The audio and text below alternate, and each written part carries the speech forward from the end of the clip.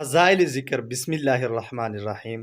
حضرت ابو ذر رضی اللہ تعالیٰ عنہ فرماتے ہیں کہ ایک مرتبہ حضور صلی اللہ علیہ وسلم نے ارشاد فرمایا کہ میں تجھے بتاؤں اللہ کے نزدیک سب سے زیادہ پسندیدہ کلام کیا ہے؟ میں نے عرض کیا ضرور بتائیں۔ ارشاد فرمایا سبحان اللہ و بحمدہ۔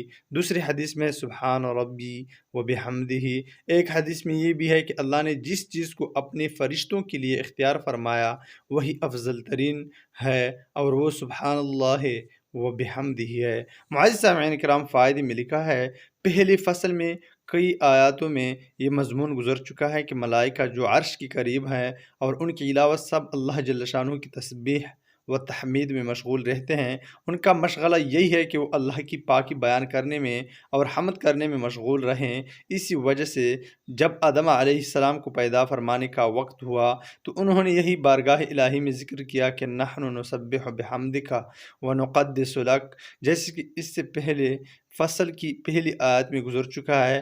ایک حدیث میں وارد ہے کہ آسمان عظمت الہی کے بوجھ سے بولتا ہے، چرچراتا ہے، جیسے کہ چارپائی وغیرہ وزن سے بولنے لگتی ہے، اور آسمان کے لیے حق ہے کہ وہ بولے کہ ہیبت کا بوجھ سخت ہوتا ہے۔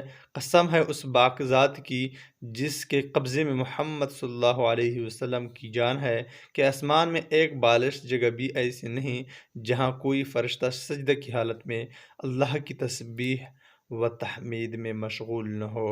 وآخر دعوانا الحمد للہ رب العالمین۔